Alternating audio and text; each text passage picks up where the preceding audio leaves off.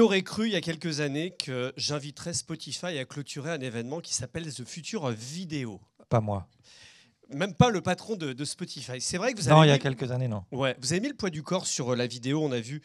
Alors déjà, quand on est abonné à Spotify, il y a un petit logo. Je parle en tant qu'utilisateur avec écrit vidéo dessus. Ça m'a surpris au départ en me disant mais Spotify maintenant ils font de la vidéo. Pourquoi ce pivot, comme on dit, d'une certaine façon, sur ce format vidéo sur lequel on vous attendait pas? Euh, alors, on va faire un tout petit peu d'historique, un peu de retour en arrière, mais c'est vrai que quand Spotify s'est créé au départ, c'était pour répondre à une crise d'abord et pour répondre à un manque du marché, pour recréer une plateforme où les gens auraient envie de se connecter pour pouvoir écouter facilement de la musique, parce qu'on se souvient, il y avait la crise de la musique. Donc c'est vrai qu'on s'est tout de suite placé sur... Puis on piratait surtout beaucoup. Qui se piratait beaucoup. Donc là, d'abord, le projet, ça a été de trouver le bon product fit pour les utilisateurs et de recréer de la valeur. Donc il y a eu cette recréation de valeur. Au fur et à mesure qu'on a travaillé avec les artistes, et on le sait tous très bien, il n'y a pas beaucoup de Gen Z ici, il y a plus une génération MTV comme moi, je crois. Donc la musique et l'image... Il y a ceux qui s'intéressent à la Gen Z. Voilà, il y a ceux qui s'intéressent à la Gen Z. Donc voilà, pour la génération MTV comme moi, la musique et l'image, c'est très lié. Donc assez rapidement, au fur et à mesure qu'on a innové dans la plateforme, on a fait évoluer la plateforme avec des éléments visuels pour redonner aux artistes en fait l'environnement créatif qu'ils avaient envie de créer autour d'eux. Donc c'était des canvas, c'est des petites boucles vidéo, c'était voilà, pour permettre aux artistes de partager leur univers. Et au fur et à mesure qu'on a fait ça, on a remarqué que c'était une demande de nos utilisateurs, mais aussi des créateurs, de continuer à leur ouvrir plus de points de contact et plus de permettre la découverte en fait, de l'ensemble de l'univers, des univers des créateurs. Et on a vu que ça augmentait l'engagement, ça augmentait la découverte.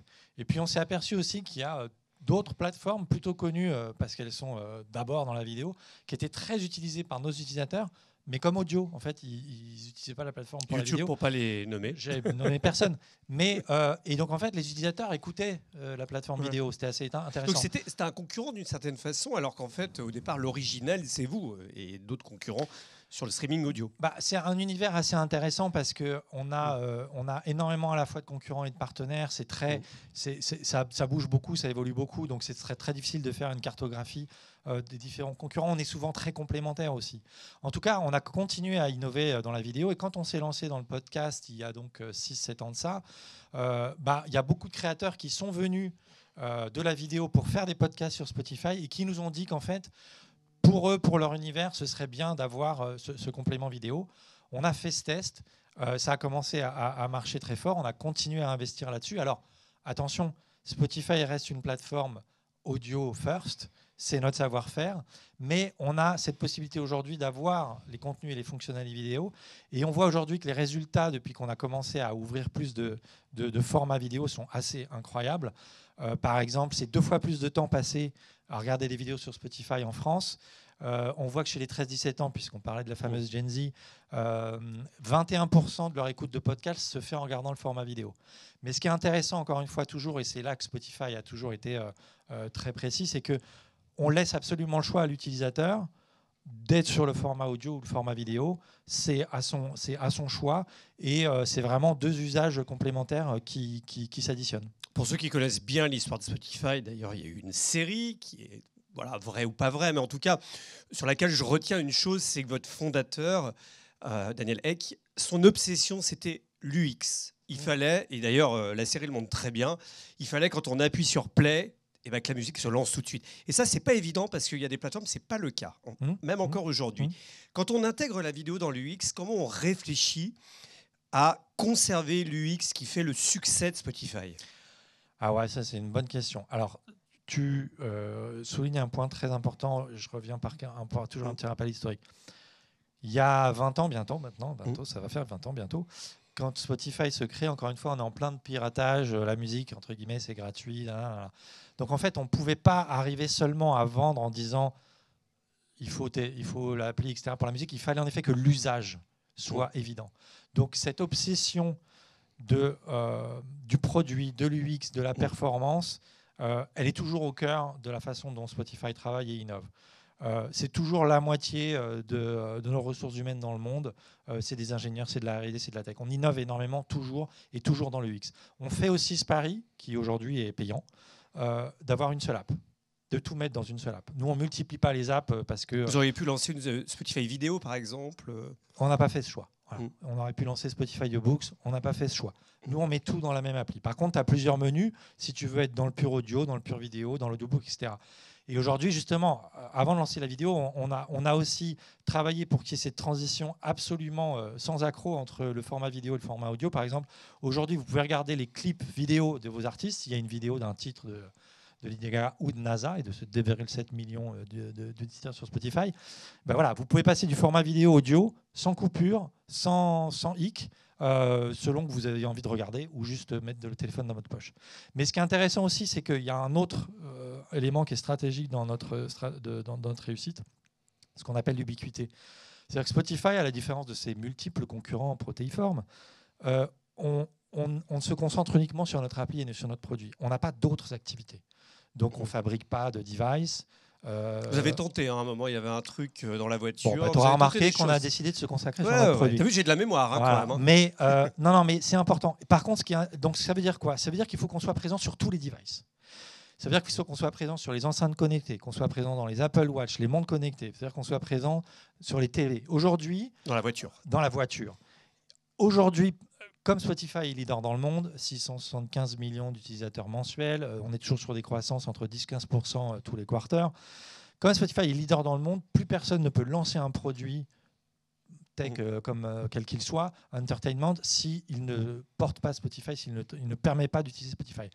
Et donc aujourd'hui, on est présent dans toutes les Smart TV, les Sony, les Samsung, etc. Et on voit justement qu'au fur et à mesure qu'on innove sur tous ces formats, l'utilisation de Spotify se fait de plus en plus multi-device. Donc vous passez de votre voiture à votre téléphone, vous arrivez chez vous, vous pouvez brancher votre télé. Et c'est là aussi, justement, pour répondre à ta première question sur les vidéos, qu'on voit que les usages, c'est différent. Dans les transports, vous allez avoir le téléphone dans votre poche et écouter votre musique ou votre podcast, etc. Mais à un moment, chez vous, vous pouvez regarder Spotify sur votre télé et justement avoir des podcasts vidéo, regarder les clips vidéo, etc. Donc, quelle est la place sur l'écran TV de Spotify? Est-ce que c'est un usage qui devient naturel? L'un de vos concurrents disait que le device écran TV est le deuxième device le plus utilisé. Comment tu vois l'évolution de Spotify et comment faire ancrer ça en disant « Ah ouais, naturellement, sur ma CTV, sur ma Samsung, sur mon Apple TV, j'ai Spotify ». J'ai pas les derniers chiffres d'utilisation parce qu'ils sont très différents marché par marché et ça dépend aussi de l'équipement du marché dans les nouveaux devices. Donc donner un chiffre aujourd'hui, c'est un peu bizarre parce que tout le monde n'est pas encore équipé de la dernière Smart TV. Mais c'est un usage qui est en très forte croissance. Très forte croissance.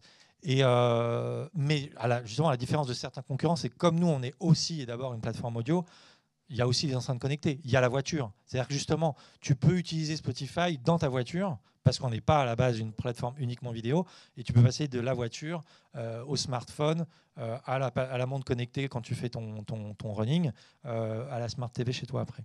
Et ça, c'est en très très forte croissance. Dans le modèle de Spotify, c'est le reversement aux artistes musicaux. On peut le dire, hein, vous avez fait le renouveau de l'industrie musicale parce qu'ils avaient beaucoup souffert du disque, alors même si ça vous est reproché, vous ne reversez pas assez, etc.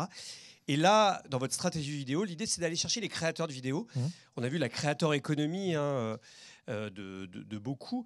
Aujourd'hui, qu'est-ce que vous proposez aux créateurs de contenu pour leurs vidéos sur Spotify et pourquoi aller les embarquer sur Spotify ? C'est toujours en étant relativement cohérent avec notre business model. Alors pareil, toujours pour revenir un peu en arrière. Aujourd'hui, depuis longtemps, depuis ses débuts, Spotify est le leader des reversements aux créateurs. Le leader de la créateur économie en termes de reversement, c'est Spotify. Spotify communique tous les ans maintenant ses chiffres de combien on reverse aux acteurs de la musique enregistrée d'abord. Donc on a reversé 10 milliards de dollars l'année dernière à l'ensemble des ayants droit. Je le rappelle, on rémunère les ayants droit. Pas les artistes directement, parce que les artistes ont des contrats avec les ayants droit. Donc c'est les maisons de disques. Les maisons de disques ou les organismes de gestion collective comme Amsterdam, etc. Alors, Je sais bien qu'on peut nous dire que c'est jamais assez, mais ce qui est marrant, c'est que c'est plus qu'à un moment quand même. c'est-à-dire que c'est quasiment le même niveau qu'au grand moment du disque. Donc on a recréé autant de valeur qu'avant la crise. Donc déjà, je crois qu'on en est arrivé là. Mais ce qui est marrant, c'est que les mêmes peuvent te dire pendant une semaine, c'est pas assez. Puis 3 semaines après, ils publient leurs chiffres annuels et ils annoncent des chiffres records. Donc tout va bien, mais ça c'est un autre sujet. Et après, pour aller plus loin, donc 10 milliards de dollars pour l'ensemble des ayants droit de la musique enregistrée. Aujourd'hui, comme on fait venir des nouveaux créateurs sur notre plateforme, podcasters, vidéo podcasters, audiobook, il s'agit toujours pour nous de rémunérer les créateurs. Ça c'est absolument indispensable, c'est là-dessus que se construit notre modèle. Donc aujourd'hui, c'était de proposer aux créateurs vidéo, aux podcasters, etc., de pouvoir soit avoir un modèle qui repose sur la rémunération publicitaire. Donc ça existe depuis le début chez Spotify. Donc on partage les revenus publicitaires aussi bien avec les ayants droit de la musique qu'avec les podcasters. Mais pour ceux qui veulent être sur un modèle où ils sont auprès de nos utilisateurs premium sans exposition à la publicité, si c'est leur choix, dans ce cas-là, on partage une partie de nos recettes d'abonnement avec ces créateurs vidéo. Récemment, on a lancé les audiobooks, pareil. C'est des contrats de licence avec les éditeurs de livres audio et on partage une partie de nos revenus aux éditeurs de livres audio. Vous l'industrialisez, vous avez annoncé le 2 avril, il y a quelques jours, le Creator Partner Programme. Ça consiste en quoi exactement? Et comment ça se différencie des autres? Justement, c'est ce nouveau programme qui permet aux podcasteurs et aux créateurs vidéo d'uploader leur contenu vidéo sur Spotify et d'avoir directement un contrat de monétisation avec la partie revenus publicitaires et la partie reversement des revenus premium s'ils font ce choix-là. C'est aussi toutes les fonctionnalités qu'on leur donne avec la plateforme qui permet de gérer leur contenu, leurs droits et leur promotion. C'est notre plateforme Spotify for Creators. Donc c'est vraiment commencer à partager aussi parce que on l'a dit, Spotify, leader au niveau des reversements aux ayants droit de la musique et aux créateurs, mais aussi Spotify, leader et pionnier dans les plateformes de partage des informations et de création de revenus pour les créateurs. Donc Spotify for Podcasters, Spotify for Creators. On a créé Spotify for Artists il y a très longtemps. On a été la première plateforme à partager les données et à permettre aux créateurs et aux artistes de gérer entre on n'a pas que ces streams, on a le profiling. On a les streams, on a les audiences, etc. Donc ça permet aussi, j'ai envie de dire, de mieux piloter sa carrière, de mieux comprendre comment on évolue. Et donc en fait, c'est aussi permettre de mettre à disposition des créateurs ce type d'outils. Et c'est aussi ça que le Spotify Partner Programme permet. C'est quoi l'objectif de Spotify dans 5-10 ans? Alors, c'est compliqué. J'ai interrogé tout à l'heure le PDG Groupe TF1 qui me disait dans 2 ans, je ne sais même pas ce qui va se passer. Donc, je pense que c'est ton avis aussi. Mais c'est vrai qu'au départ, vous étiez une appli de musique, vous avez fait du podcast, de la vidéo, des audiobooks, clips vidéo. Vous l'avez vu aussi, merchandising, billetterie aussi. On peut acheter son billet en ligne là-dessus. Aujourd'hui, c'est quoi l'objectif de Spotify? Comment on peut vous nommer, en fait? Notre mission, le cœur de notre mission, c'est de relier des créateurs et des utilisateurs. Voilà, c'est vraiment ça. Et nous, on est le véhicule, on est l'accompagnement des créateurs pour trouver leur public et pour vivre le mieux possible et créer et faire croître leur carrière grâce à Spotify. Donc, je crois qu'on est une plateforme d'entertainment, de découverte.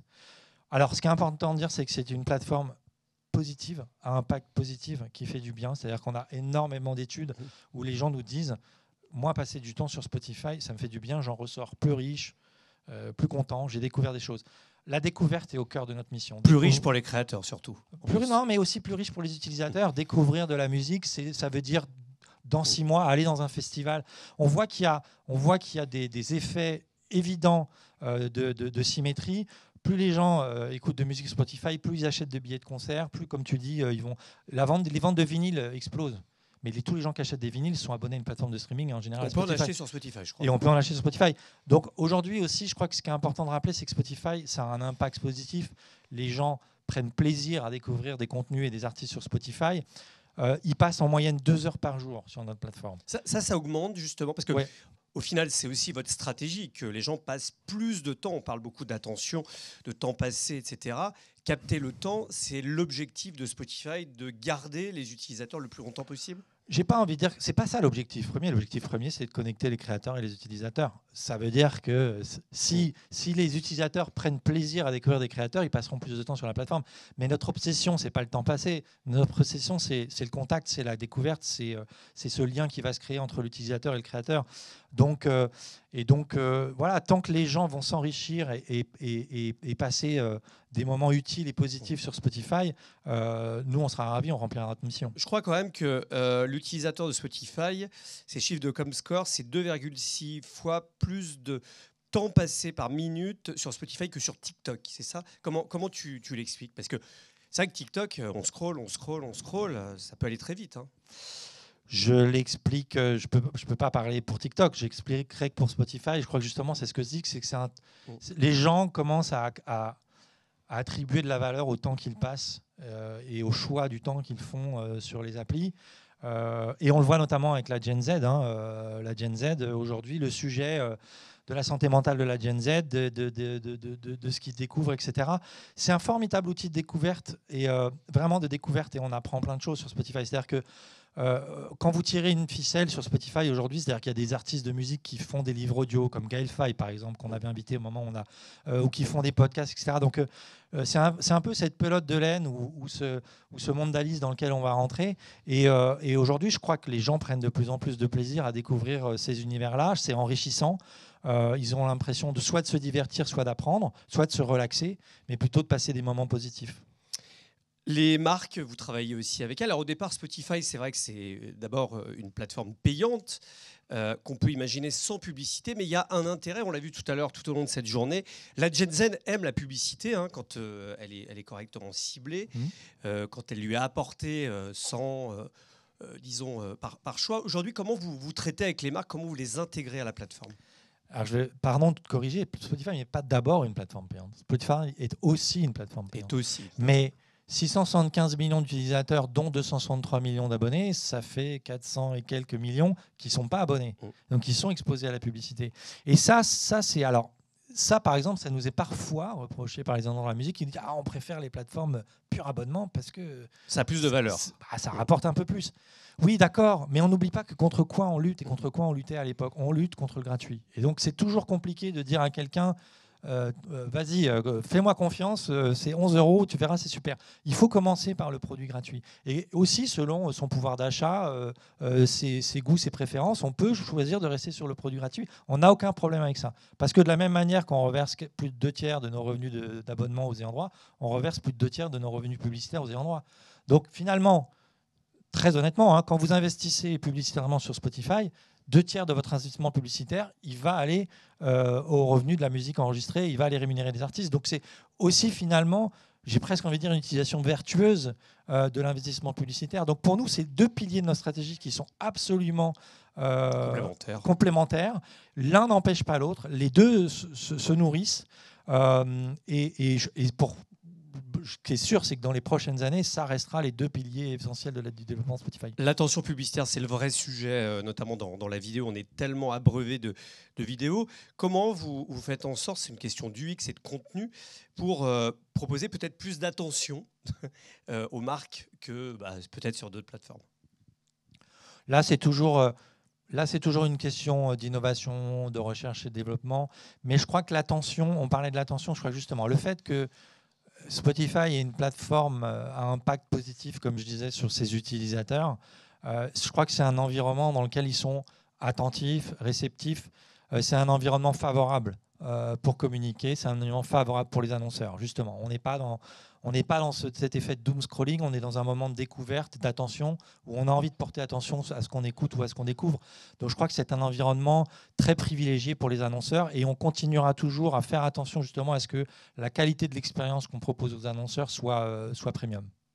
L'IA, évidemment, l'intelligence artificielle, c'est une question inévitable en 2025. C'est quoi le rôle de l'IA dans l'écosystème Spotify? Il nous reste combien de temps? 2 heures?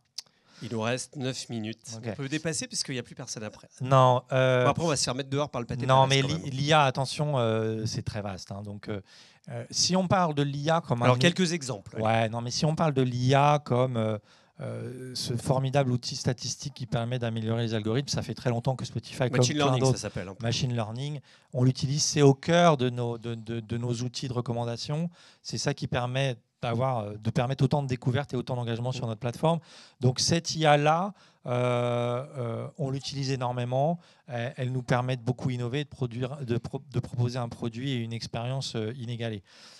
L'autre sujet qui est l'IA générative, elle pose d'autres problèmes, mais ce n'est pas le même type d'IA. Voilà. Il y a une IA qui est une IA de productivité, j'ai envie de dire, et une autre IA qui est une IA de création, et ça, c'est un autre sujet.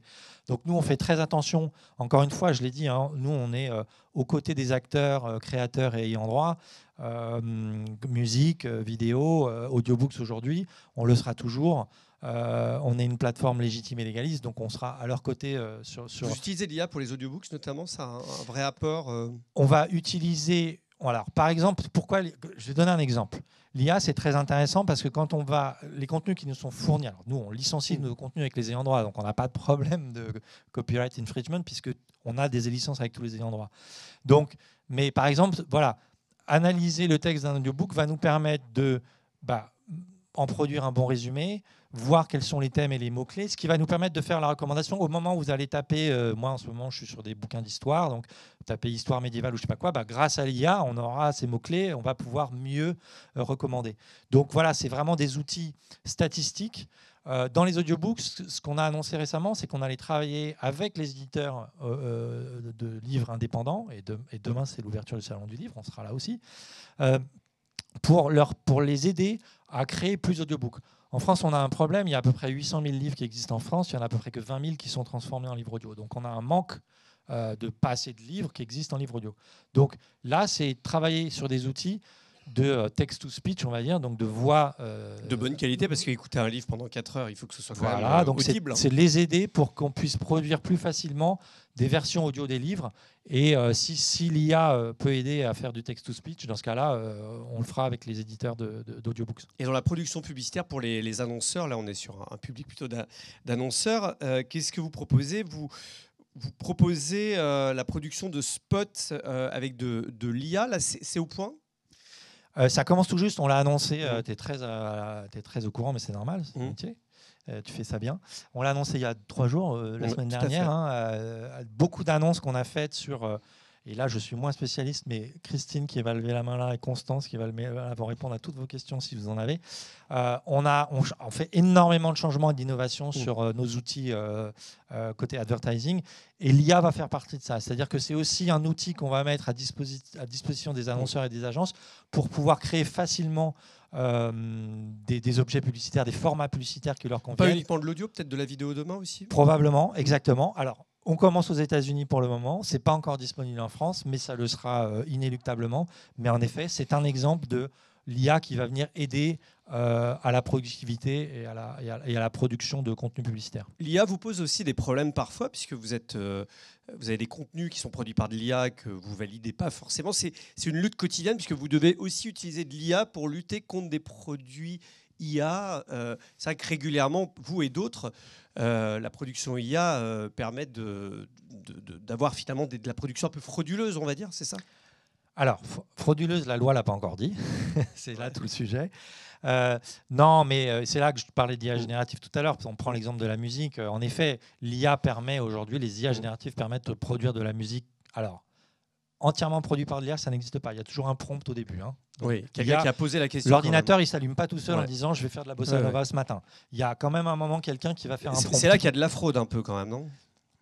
Fraude, pour l'instant, rien de juridiquement. Parce que l'IA récupère quand même des productions déjà faites. Et alors, du coup, à un moment, il y a quand même quelqu'un qui a soit chanté, soit produit. Oui, alors pour l'instant, c'est les tribunaux qui doivent juger ça. Donc, on est dans un nouvel espace inconnu.